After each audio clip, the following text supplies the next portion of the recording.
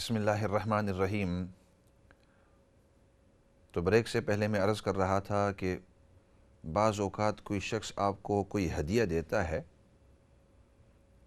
اور وہ ہدیہ آپ جب قبول کرتے ہیں تو اس شخص کو خوشی ہوتی ہے، اس کی دل کے اندر خوشی محسوس ہوتی ہے، تو اس ہدیے کو قبول کرنا ضروری ہوتا ہے تاکہ اس کا دل رکھا جائے، اسپیشلی اگر اس شخص کے مال کے اندر یا عزت کے اندر یا کسی چیز کے اندر کوئی کمی نہ آئے، یعنی اس کو کوئی نقصان نہ پہنچے۔ اور اس کی مثال میں یہ دے رہا تھا کہ آپ صلی اللہ علیہ وسلم نے 3 چیزیں جب انسان کو ہدیہ ملیں تو یا کوئی آپ کو دے تو اس کو منع نہیں کرنا چاہیے، اور ایک تکیہ، دوسرا دودھ اور تیسرا عطر۔ یہ 3 چیزیں کیوں کہ جب انسان کو کوئی عطر لگا کر دیتا ہے، آپ کو عطر لگا کر کسی نے دی، somebody has given you some perfume, somebody has given you milk, or somebody has given you a cushion.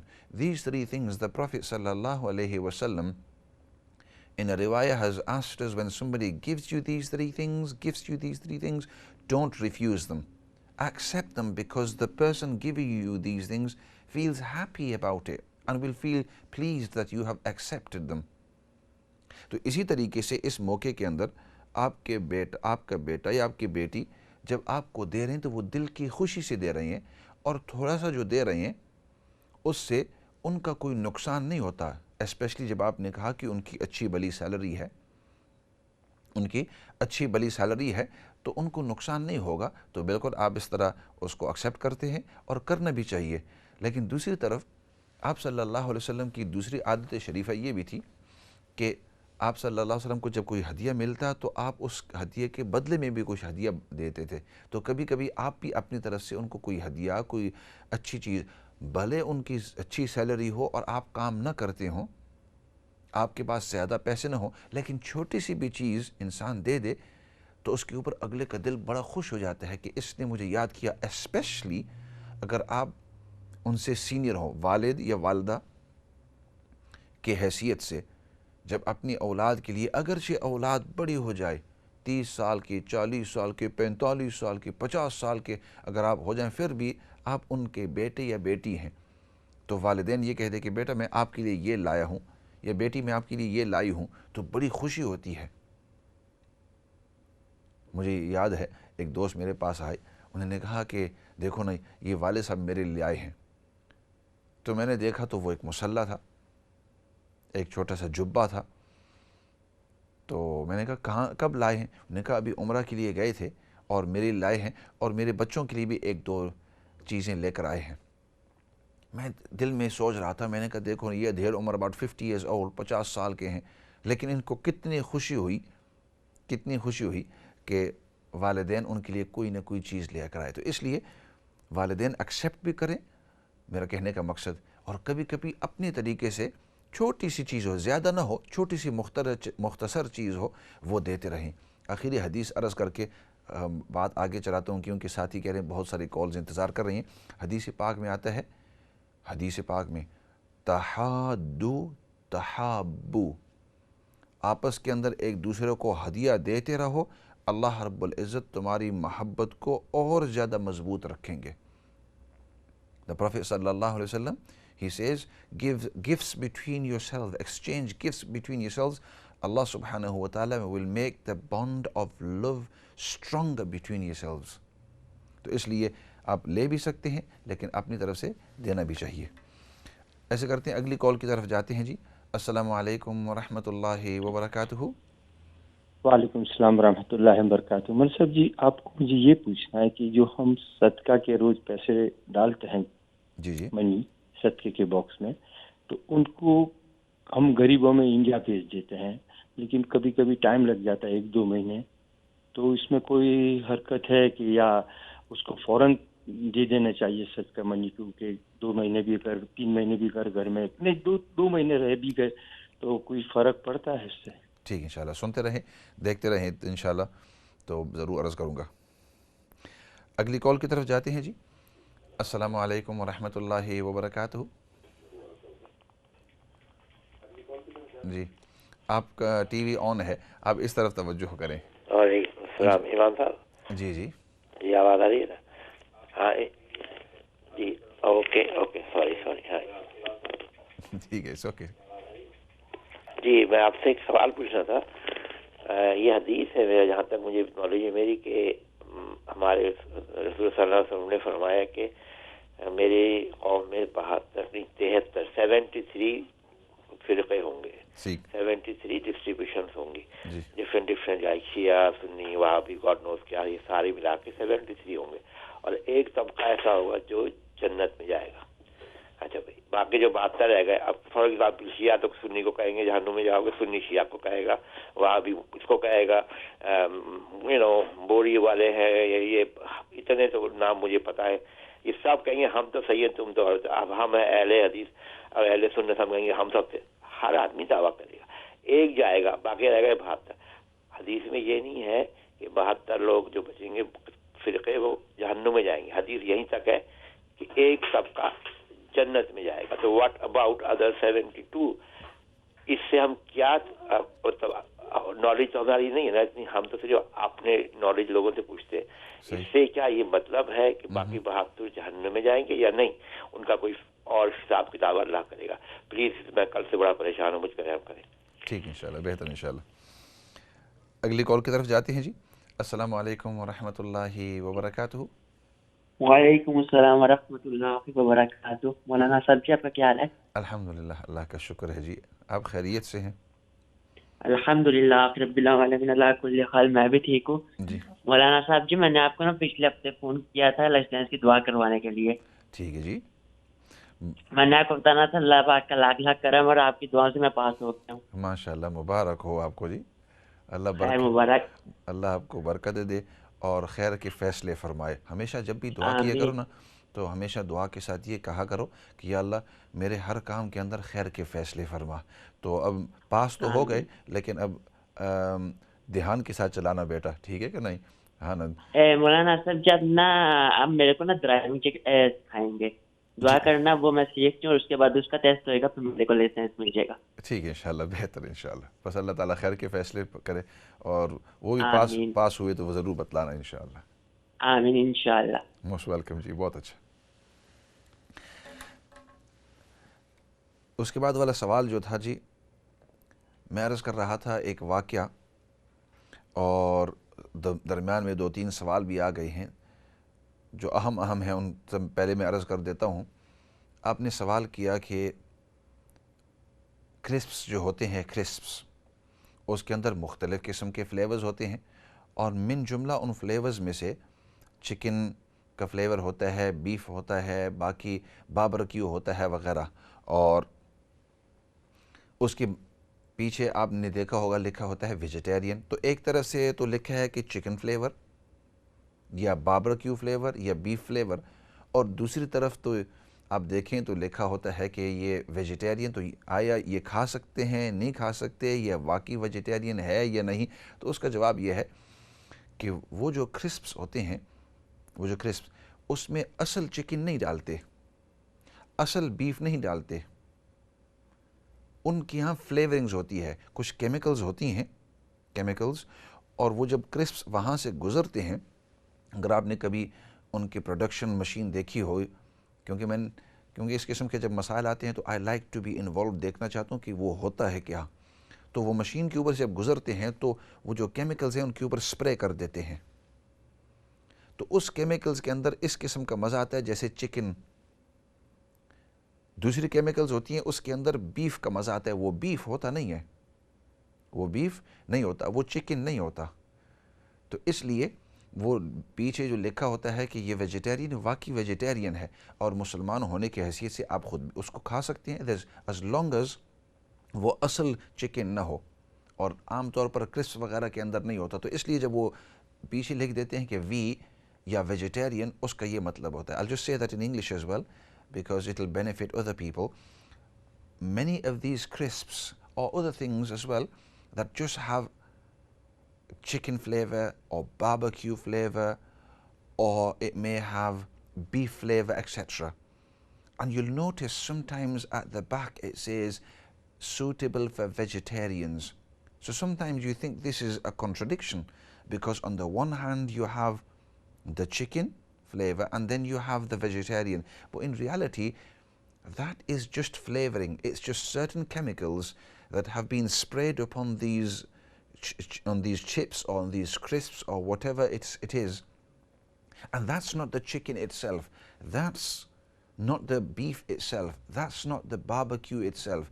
It's just some flavoring, some chemicals that give us in our taste buds that feeling. تو اس لیے اگر وہاں vegetarian لکھا ہوا ہے تو آپ کھا سکتے ہیں، بشرط صرف ایک چیز دیکھیں کہ وہاں اس میں الکحل نہ ہو، الکحل نہ ہو، اور وہ ویجیٹیرین ہے تب تو آپ کھا سکتے ہیں، اس کے اندر کسی قسم کا مذائقہ نہیں ہے کیونکہ وہ کیمیکلز کی سپرے ہوتی ہے۔ باقی آپ نے جو پوچھا صدقہ، آپ نے کہا کہ ہمارے یہاں صدقہ ہوتا ہے اور اس صدقے کو ہم ایک آدھ مہینے کے بعد یا 2 مہینے کے بعد ہم ان کو پہنچا دیتے ہیں، تو اس میں کسی قسم کا مذائقہ نہیں ہے۔ بعض اوقات انسان فوراً صدقہ وغیرہ جو ہے وہ نہیں بھیج سکتا، تو ہاں کوشش تو یہی کرے۔ دوسری چیز اور علماء فرماتے ہیں وہ یہ ہے کہ آپ کے پاس جب صدقہ اکٹھا ہو جائے تو اس وقت بعض اوقات تھوڑی تاخیر کرنے کے اندر اچھی بات ہوتی ہے، اسپیشلی اگر دوسرے ملکوں کے اندر بھیجیں۔ اور یہاں میں ایک نقطہ عرض کرتا ہوں، بہت سارے لوگوں کا اس کی طرف دھیان نہیں ہوتا، اور وہ نقطہ کیا ہے، وہ پوائنٹ کیا ہے کہ بعض اوقات دیر اچھی ہوتی ہے کہ اگر اس پیسے کا بھاؤ جو ہے وہ بڑھ جائے۔ تو فار ایگزامپل آپ یہاں سے پاؤنڈ بھیج رہے ہیں، تو اگر پاؤنڈ 195 روپیز ہیں فار ایگزامپل، تو اس وقت اگر آپ بھیجیں گے تو ٹھیک ہے، لیکن اگر آپ نے تھوڑا سا انتظار کیا اور وہ 200 تک پہنچ گیا تو اب ان غریبوں کا اور زیادہ فائدہ ہو گیا، کیونکہ ہر پاؤنڈ کے اوپر آپ 5 روپے زیادہ آپ کو مل رہے ہیں۔ فار ایگزامپل یہ تو میں نے ویسے ایکسچینج ریٹ ایگزامپل کے طور پر آپ کے سامنے عرض کیا ہے۔ I've just given you an example of exchange rate. So in other words, waiting a while if you feel that the exchange rate is going high and then you gave it, that's all the better. لیکن اگر آپ سمجھ رہے ہیں کہ exchange rate کافی اونچا چلا گیا ہے اور اب میں جب بھیجوں اگر انتظار میں نے کیا تو ایکسچینج ریٹ نیچے آ جائے گا، تو اس وقت ان غریبوں کا نقصان ہو گیا۔ 1 پاؤنڈ کے بدلے میں ان کو 190 روپے مل رہے تھے، اگر آپ نے انتظار کیا ایکسچینج ریٹ نیچے آ گیا 180 اب مل رہے ہیں، تو ہر پاؤنڈ کے اوپر 10 روپے ہر پاؤنڈ کے اوپر 10 روپے آپ کے لوز ہو رہے ہیں۔ تو اگر آپ 1000 پاؤنڈ بھیج رہے ہیں تو اندازہ لگاؤ کتنا نقصان ہو رہا ہے ان کا۔ تو اس لیے ہاں البتہ اگر کسی شخص کو ان چیزوں کے بارے میں پتہ نہیں ہے تو پھر یہ ہے کہ جتنا جلدی ہو سکے پہنچا دے، اگر کوئی تاخیر ہو جائے تو اس میں کسی قسم کی اس طرح بات نہیں ہے۔ باقی آپ نے جو حدیث پاک کے بارے میں پوچھا ہے، تو باقی اس طرح کی حدیث ہے، نبی کریم صلی اللہ علیہ وسلم کا ارشاد ہے کہ یہ جو امت ہے یہ 73 فرقوں کے اندر تقسیم ہوگی، 73 حصوں کے اندر تقسیم ہوگی، اور پھر فرمایا کہ ما انا علیہ و اصحابی، میں جس راستے کے اوپر ہوں اور میرے صحابہ جس راستے کے اوپر ہیں، تو فرمایا وہ راستہ صحیح ہے۔ باقی آپ اپنے ذہن سے نکال دو کہ یہ گروپ ہے، یہ گروپ ہے۔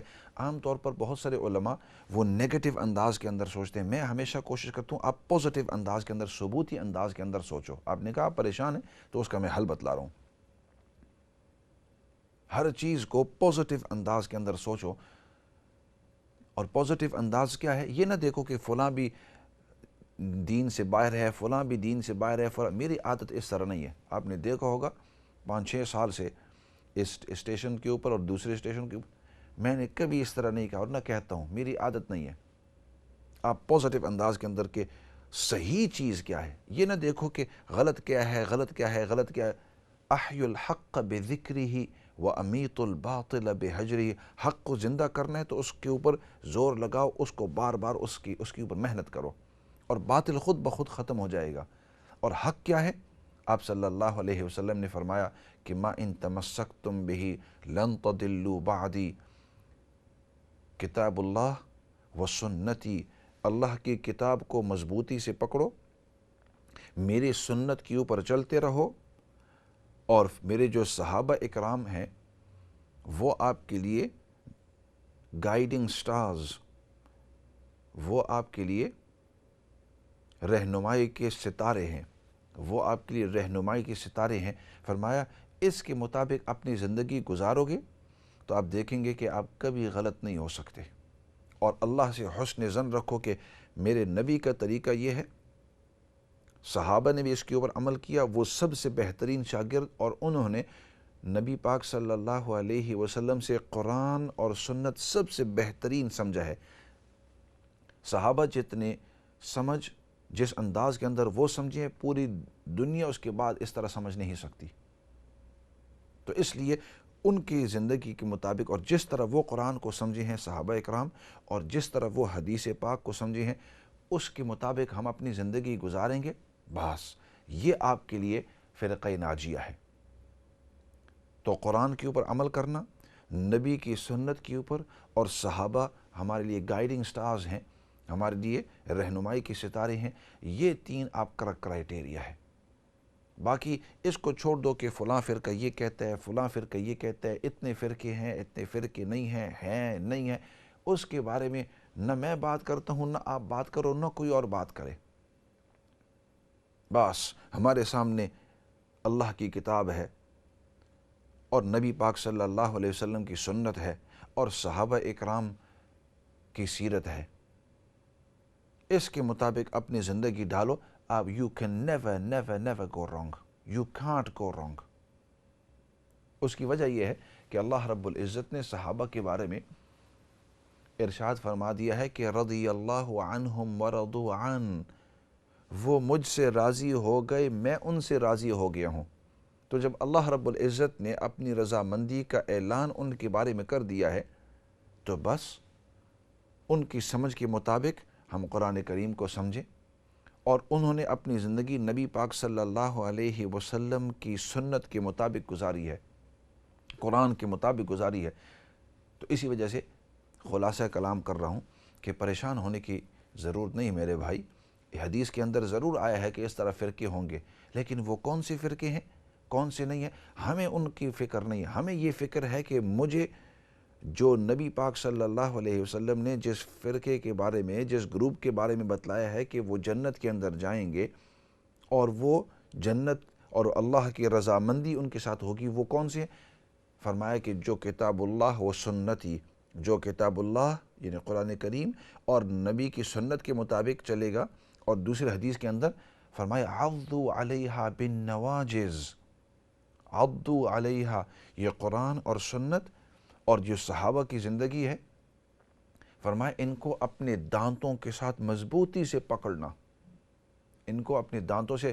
یہ عربوں کی ایک کہاوت ہوتی ہے کہ جب وہ آپ کو کہا کرتے تھے کہ یہ کام اس کو مت چھوڑنا، اس کو پکڑے رہنا، اپنی زندگی گزارنا، تو ان کا ایک انداز ہوتا تھا، اور وہ یہ کہتے تھے کہ یہ دانتوں کے ساتھ، نواجز کہتے ہیں پچھلے دانتوں کو، عربی ایک عجیب زبان ہے، اگلے دانتوں کا الگ نام ہے، سائیڈ والے دانتوں کا الگ نام ہے، ان کے الگ نام ہے، جو پچھلے دانت ہیں ان کو نواجذ کہتے ہیں، نواجذ۔